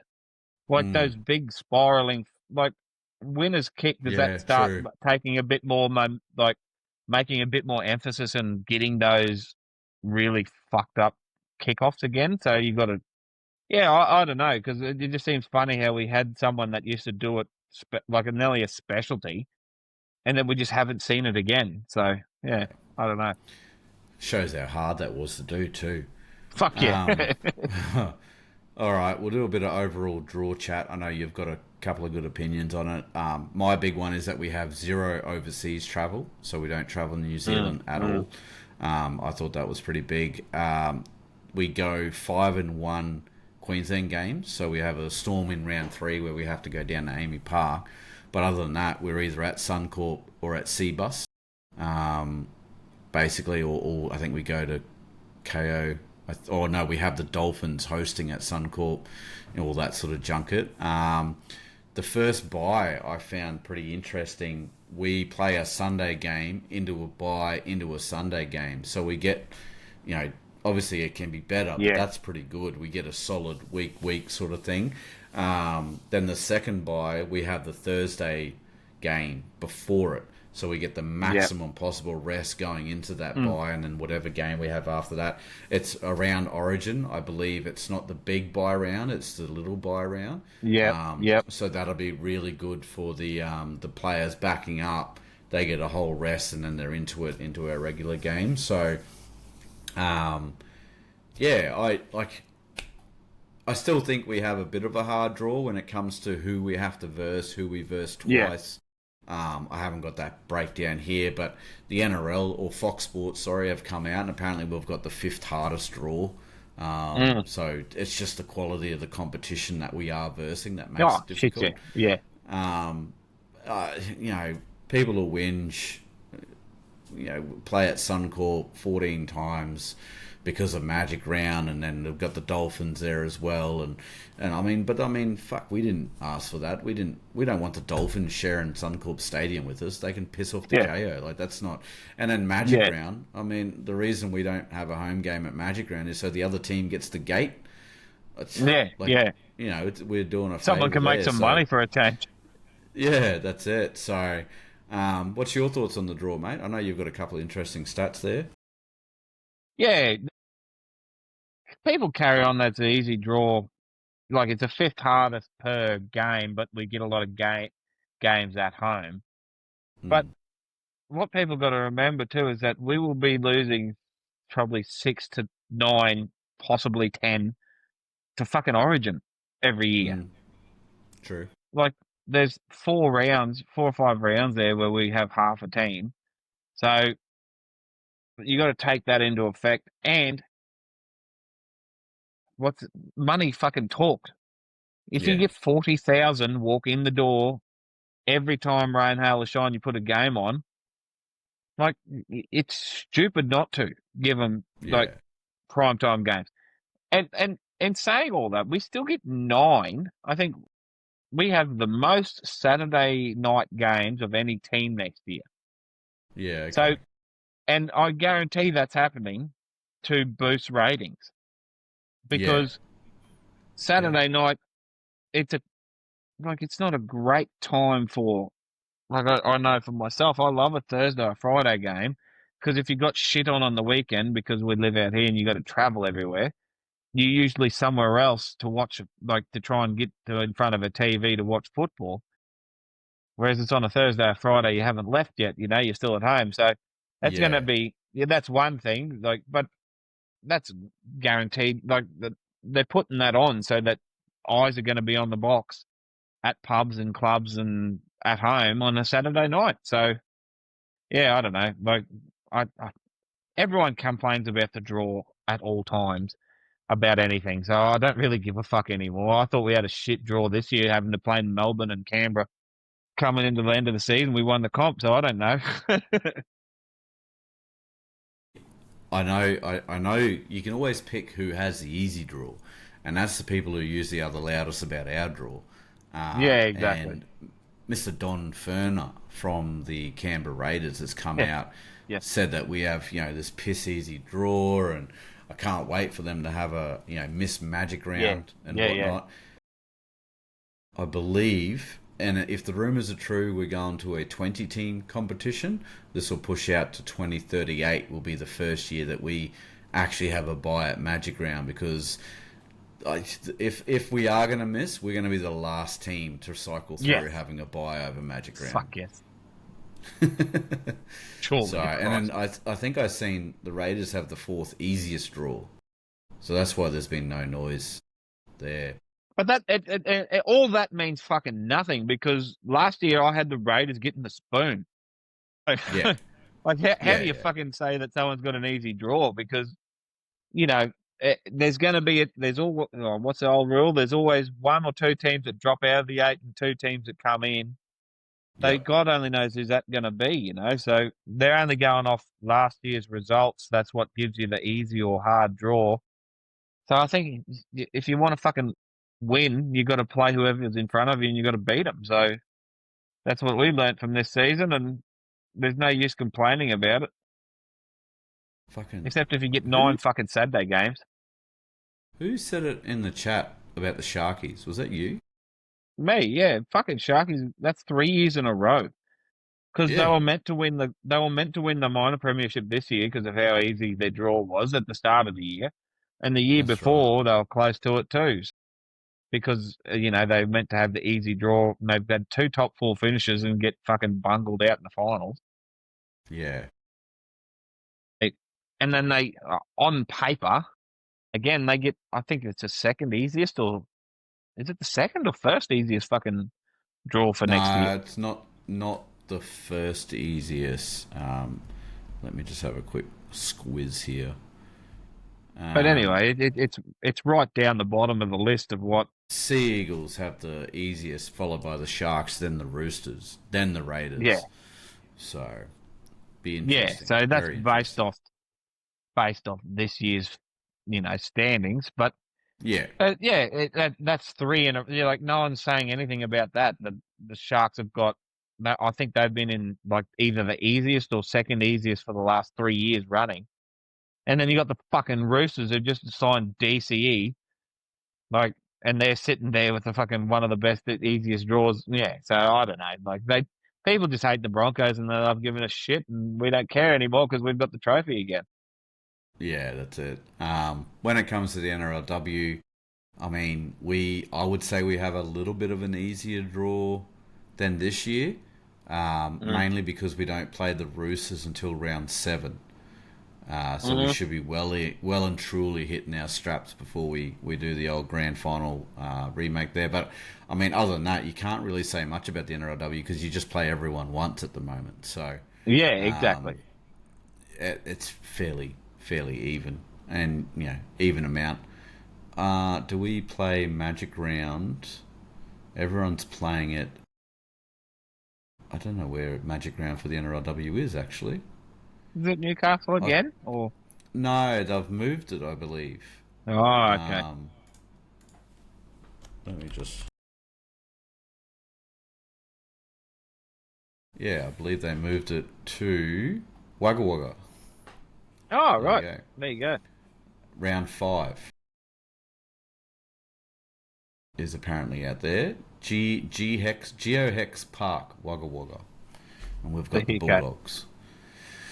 So, should be good times. Wagga. We'll move into the squads. Now, I'm going to say these names in order. So, the first 18, I believe, will be how we run out round 1. Feel free to tear this one to shreds, thoroughbreds, depending on what your thoughts are as well. But Reece Walsh, Josiah Karapani, Katoni Staggs, Gamats Shibasaki, Dean Mariner, Ezra Mam, Adam Reynolds, Corey Jensen, Corey Pakes at 9, Payne Haas, Brendan Piakura, Jordan Ricky, Patrick Carrigan round out the top 13. Ben Hunt at 14, Xavier Willison, Ben Tolte, Oblex Toa is the 17, 18 Jesse Arthurs.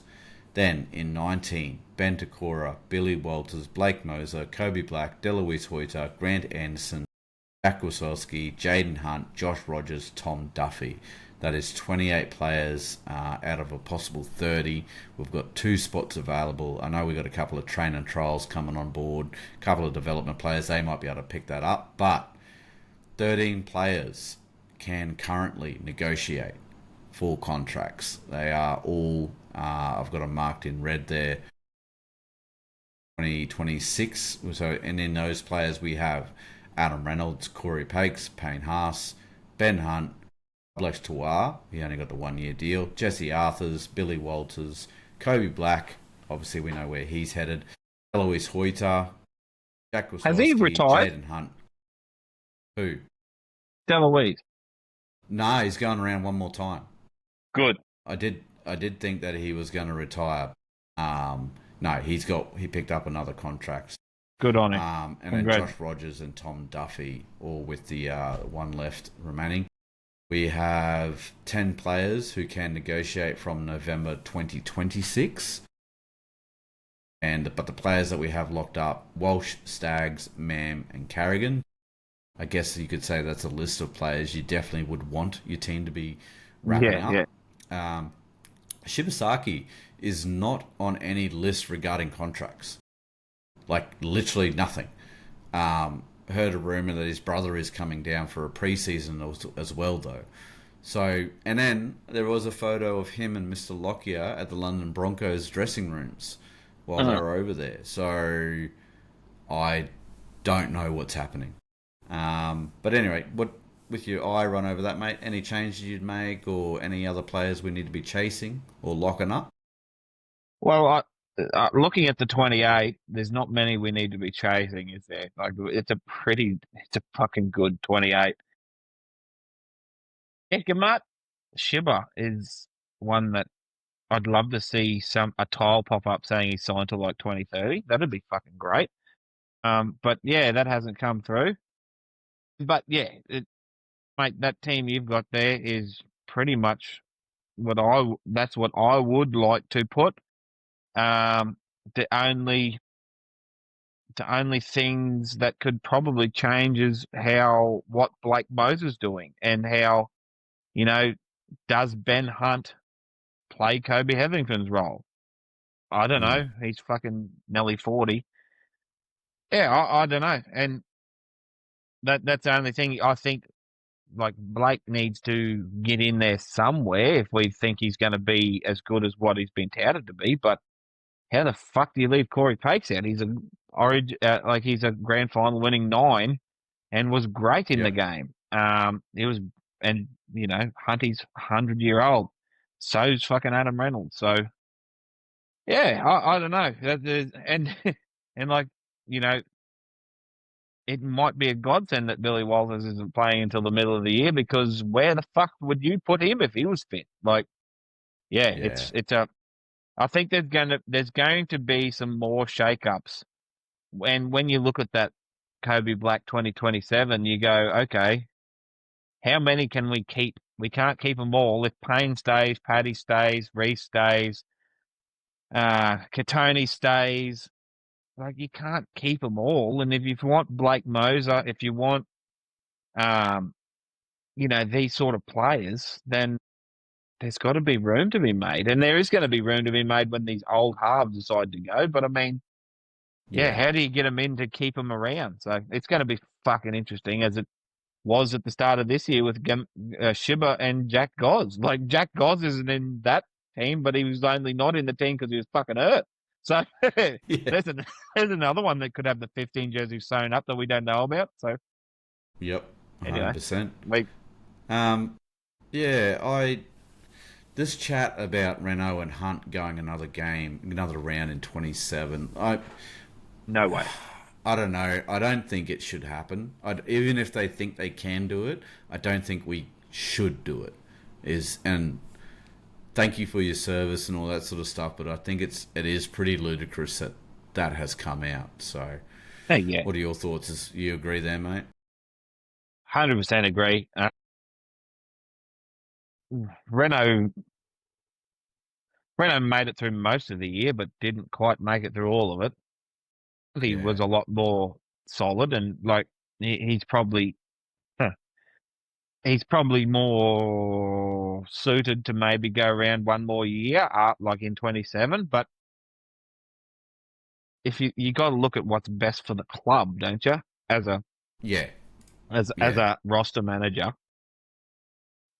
Renault, yeah, he'll be lucky to make it through next year unscathed. So let's just get through that first before we talk about like give him a job, but don't make him the halfback. Yeah. Yeah. True. Mate, I'll die on this hill. I honestly think next year we'll see Hunt and Renault just alternating games. They won't be in the same game. I Well, and I that don't know. seems I'll to be that see it. crazy. Yeah, no, well, that's not. It's not silly because it's a fucking long season, and we've Yeah. seen how like a Billy Walters ACL late, Nelly disrupted. Luckily, we got man back and only half fucking fit, but we got there in the end, and Walsh caught fire. But I mean, it's not silly um to be talking about that because it. What happens if Munster gets hurt next year? Ezra Mam's going to be the sixth for the like. He's going to be in the Origin squad. So, Mm. you know, what happens around that Origin period? If Hunt doesn't get selected, at least you got Hunt and Renault and Duffy there to sort of get you through that period. Um, yeah, I don't think it's silly what you're saying. Is that yeah? Do they have to play every game? Do they play 3 weeks on, get a week off? Yeah. Yeah, I don't know. It's a fucking long season, and while you've got the talent there, is it silly to not utilize it? Yeah. Yeah. I honestly just for the longevity, I think of the season, Mm. it'll be a pretty handy thing to do. Not many teams can do it, so take advantage of it while you got it. And I'm there's just looking another here as one well. too. It's gonna sorry. Um, Reed Marnie goes to the Cows, right? Hopefully, he kicks on if he does well up there. What happens if Harry Grant gets hurt? Origin time, I'm thinking. And if Corey Pakes plays exactly the same as he's been playing all fucking year, as he did last year, and you've got Reed Marnie, who's your 9-14 if Harry Grant gets hurt? Yeah. Like there's Yeah. another possibility, and I know it's fucking a pie in the sky sort of thinking, but I mean, I don't know. Is fucking Corey Pakes not one of the best hookers in Queensland? So if Harry Grant goes down, Service I don't wise, know. Service wise and I just reckon he's like good. Yeah. defensively, he's fucking incredible. Like, yeah, I don't know. It's just something else that I think we got to be careful of if something happens there that you know we could lose a fuck ton of players to Origin. So if we have a bit of a dip in the season like we did this year, we don't want to be blowing those games. Yeah. True. I just had a quick look. was like, maybe Ben Hunt's throwing that chat around because he wants the record for most games Yeah, played. yeah. The fact that Cameron Smith has 430 fucking games under his belt is ludicrous now. Like, no one is going to get close to that lad. The current players who are close to him are Ben Hunt and Daly Cherry Evans. They're not going to play. They're limited games from here on in. They're not like Dally M, in their role, final year of Yeah. their career. Oh, I'll hang the boots up because it's what's best for the team, sort of shit. And then Josh Papali, he's the other one. He's on 329. So he's 100 games behind when it comes Yeah. to, like, he's another With a he's another 27 four game seasons season. behind.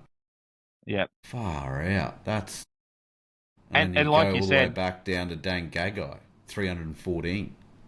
Jesus. like you said too, Smithy could have probably played 2 more years at a different club. He nearly got to 500. Easily. What do you reckon? I'll throw it to you on this one. It's a bit of out of the blue. Sorry about this, but Cam Smith rolling around in Broncos colours. What's your thoughts on that, and how will it work? Just Horny everyone maker. else just fucking. Yeah. Fuck you. Like, winners win.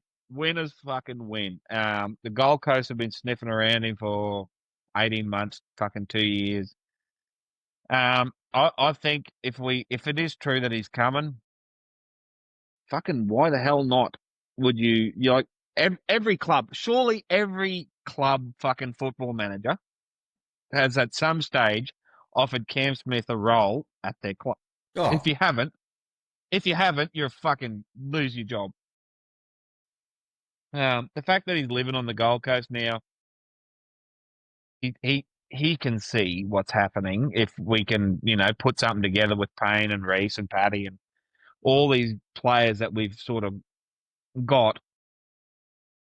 And the other thing too is that what could be happening if with Josh King and Foz going back to Manly is I reckon there's a hot shot that Matty Ballon might, if Seabold gets the fucking knife, I reckon Matty yeah, Ballon might be the fucking top contender for the coach.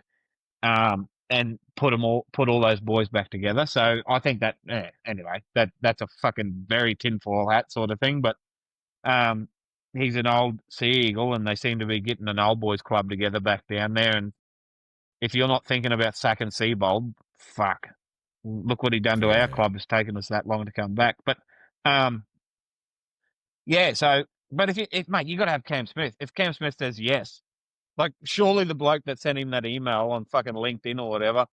Hey Cameron, just wondering if you'd be interested in doing a supporting role at the Broncos coaching staff, like everyone else has done for the last 5 years. And he gets a reply saying yes. He'd fucking nearly fall off his chair, wouldn't he? Like, um, I reckon Cam woke up one morning, put his feet on the ground, and went, "Ah, fuck it, I might ring the Broncos." Just the easiest way for it. yeah. Yep, I'm How on. can I Let's go. make myself millions for the rest of my life? I know. And Yep. mate, is it succession planning? Maybe. Wouldn't that be cool? Like Maybe. Madge fucking 4 or 5 years into a Cam Smith. Thank you very much. Anyway, Yeah. winners win, and you can't have enough people like that inside your organisation to keep people on the Oh, feet on the ground. You know, I just had an absolute flash. Just scenes, mate. Oh, succession planning. So you say you get Cam Smith in 4 or 5 years, he moves up into head coach, and then he's got an Adam Reynolds and a Ben Hunt as his assistant coaches. Obviously, yeah. Benny Teo is probably still there as a defense coach and whatnot. Holy shit! As This we is the roll sort into of our thing you sixth want to do when you premiership. want to do a. Yeah, this is the shit you need to do though. As like the biggest club in Yeah, the comp, like businesses do this shit. Like big businesses does this headhunting, fucking succession planning, so like the wheels don't fall off when someone retires, if they're any good. yeah. So fucking we need to be too. So oh, Also, can you massive can shout you like out just to imagine the scenes, right? Imagine the scenes on the park Smithy showing Blake Moser, Billy Walters, Corey Pates about like feed Oh, delivery and like picking your moments and talking to Reece Walsh about the game. Oh, ejaculate. especially with Billy Slater in his ear as well, coming into Origin Queensland time. team, 100%. Big shout out as well to our CEO Dave Donny. Come up from the storm, so he knows what winning's all like, right? He's come up and then just turned the club around from a basket case that it was. Yep. I probably never will, I guess, get over our previous CEO. I think he was part responsible for driving the club into the ground. Um, with some of the decisions that he made. Dave has come on board and done an absolute masterclass Yeah. in turning a team around and getting it on the right track. So shout out to Dave as well, mate. You've done a great job. 100%. Probably one of the unsung heroes that won't get a mention with all the success Definitely. that's going on lately. Um, any other chat on the NRL, mate? We'll just move on quickly to the Nah, NRLW. mate, I think a lot more is going to come out between now and February, so we'll jump on again, no doubt, when that sort of happens. But I think we're in a very lovely position when you look at that 28-man squad. It's fucking wild. This off season, seriously, thoroughbred. It is. Every time I look on social media, there's something kicking off. Whether it's for the Broncos or whether it's NRL in general, there's something Yeah, kicking off. It's the boys haven't even ridiculous. gone to Bali yet. All right, we'll get on to the NRLW 2026 squad. 25 roster spots up for grab. We have 20 at the moment. Tamika Upton, Kerry Johnson, she signed a 2-year deal when she came over, not like Stacey Walker. And saying that, Stacey Walker has signed with the Warriors as well. That's another one I forgot to mention. She's coming back to the NRL. So very, very potent Warriors team next Yes. year, if they can click it all. I've got Shanae Sissoko at number 3. Julia Robinson at 4, Hayley Maddock at 5, Ali Brigg, I've put her at 6 with Jessie Southwell at 7. Chelsea Lenarduzzi comes on in at number 8. I decided to move her in there to replace Nuasala, and that was basically around the thinking that Shalom was too small to be a number 8 or Mm. number 10. So um, then you've got Jada Ferguson, Brianna Clark, the other prop. Shalom, you either swap out Lauren Dam and put her on the bench or put Shalom there at 11. Then you got Romy at 12, Bree Spreadbright at 13, Destiny Brill at 14, Regan Hicks at 16, and Tara McGrath West at 17. 18, Tafido Lafaeli. 19, Azalea Maka. And 20, Lillian Yarrow. Now, I've got Lillian there basically because I really haven't seen her play, so I don't know Mm, if mm, she would be any mm. better than Tara or Regan or any of them. So I've just put it there. We've got 2 players. They're waiting on contract news, and that is Ali. She Yeah, hasn't come out and officially re-signed. And then Regan, but I'm pretty confident that they would wrap Regan up and yeah, Ali if she wanted to go around again. We've got 6 players contracts who are up next year. No one is locked in past 2027, but that mm. seems to be the NRLW way, where it's like 2-year contracts, 3-year Yeah, contracts at yeah. most, and then you don't really hear anything until they get to the end of it. So, um, but yeah, we've lost 7 players, and so far we've gained 2. We've still got 5 spots there to fill. So Mm. it'll be interesting times as well next year when they start with the signing news. Is there anyone that you think we should be chasing, mate? I know you probably don't know what their contract situation is, but is there any gaps we need filled? Well, it's the same pretty much. Uh, Before this season started, when we're looking at the men's, maybe we need to be looking at another second rower, um, like another rangy second rower. We've got a lot of big middles, a lot of devastating tackle breaking middles, but if a Romy or a Lauren Dam who jumped out of the ground is probably one of my favourite players this year that I was skeptical of at the start of the year. Like that rangy, athletic second rower that can do a job on the edge. Might be something we need to chase, but Jesus, you go through that team, mate. I love that. That's perfect how I would have it. The only change I would make, I would put Shalom on the run on for Chelsea, just because I Yep. like what Chelsea does off the bench with a tiring attack with her Yep. offloads.